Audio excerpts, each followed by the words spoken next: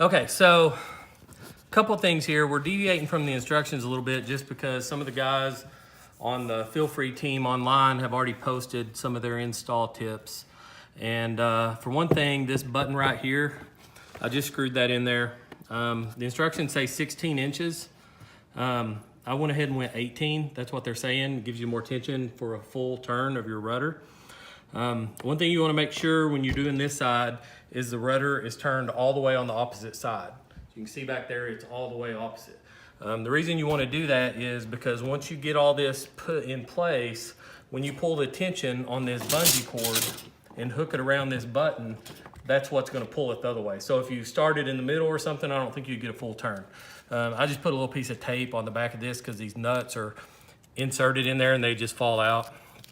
And I didn't want that to happen. So basically what you do with this mechanism here, I've already taken it apart. You want that cable to run right up through the middle of it. And it says about an inch from there in the instructions. So, I mean, that's about what we're doing there. And afterwards, you're going to use the little crimp that they gave you and crimp it on the cable so that it holds tight right there and doesn't fall back in there. So I'm gonna go ahead and put this on first, and then I'm gonna put the crimp on and then cut the cable. Maybe tie it, see if I can tie it in a knot too, just in case the crimp fails or something. So we decided to do this side, the right side first. The left side looks a little more involved. And I'm gonna go ahead and do that now. And see, I wish I had 4 hands because this blue bungee has knots to go in those indentions, and then you gotta line everything back up without any of it falling out. So we're gonna try it, and I'll put it on backwards. Flip this around. Whoops. Put it all back together like that. Put the bungees in there and the cable running up the middle. I didn't want to try to cut it and then not have enough slack or something and mess it up. So I wanted to put it together and then cut the cable. Kind of makes me nervous to cut that cable just in case we needed it. I'm guessing from the instructions anyway, they say to cut the cables and loop them here and then across this other button over here, if Carson can show that one. I'll put that one in. This one has a machine screw, and the instructions say 16 inches, which is about right there. Problem is, at 16 inches right there, there's nothing for a machine screw to go into. So when we took these rails off, which I'm not sure if you're supposed to or not, but people online were,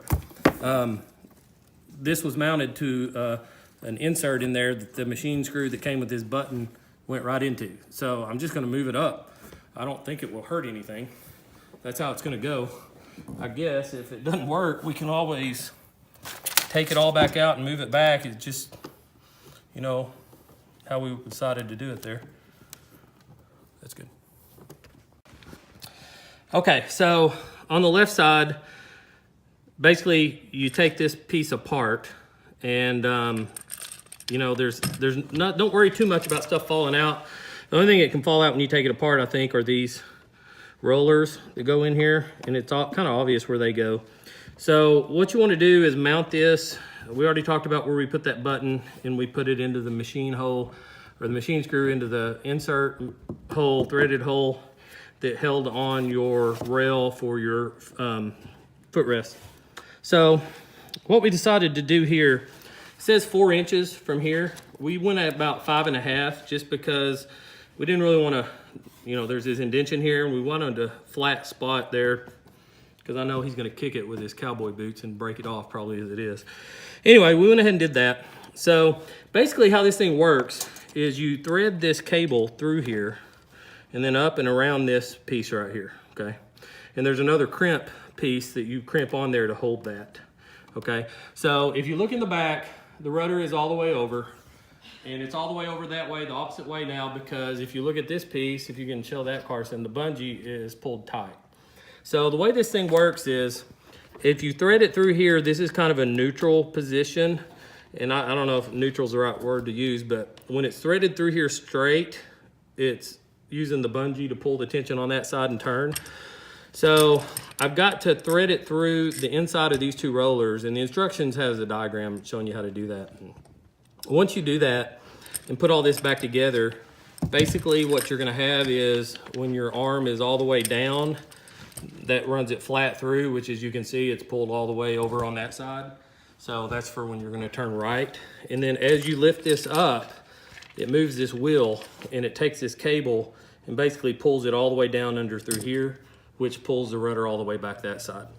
So I'm gonna cross my fingers and hope that when we put all this together and move that lever, that we do get a full turn on the rudder. Otherwise, we might have to make some kind of adjustments in here. I'm not real sure. So we're gonna go ahead and attempt to do that now, and we're gonna cross our fingers. Okay, so we're pretty much done now. We gotta clean up all this stuff and get this kayak outside. Anyway, here's what we ended up doing. We got a good, go ahead and show how that works first. That's how you turn. That goes full right, back up is full left. Do it again, I'll get your rudder. So you're getting a full turn both ways. Okay, so here's what we ended up doing. With this at 18 inches, like we had it right here, got an extra hole in the boat. It was a little bit tight. It did get a full turn, but moving it back to 16, you still got a full turn with your rudder, no problem, but it's easier to pull up. He was having a little bit of hard time turning right because as he pulled all the way up, I'm sorry, turning left, because as he pulled up all the way, it was kind of hard to pull up because there was so much tension in the system. This seems to be working pretty good right there. I think that's going to be good. Of course, after he gets out and spends a day on the water, there may be some more adjustments we have to do, which shouldn't be that big of an issue. We used all the shims that came with the unit.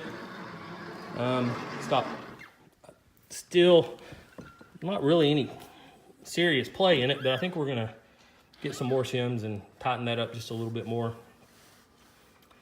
But we are taking this out tomorrow to try it out. It's going to be cold, but we're going to go out anyway and fish in a heated lake, power plant lake. So hopefully he can fish, and I'm going to go and film him and kind of see how it performs on the water.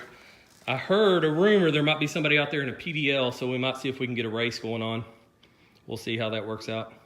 As far as Carson goes, I think he's about 5'10", and his seat position, he has moved it up to the 3rd notch, as you can see, maybe you can see right there.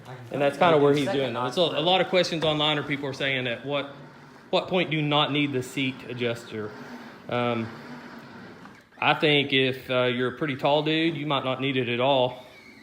So you'll just have to play with it yourself and see. I can pedal comfortably with the second one back, but I can't pull my rudder back. Right.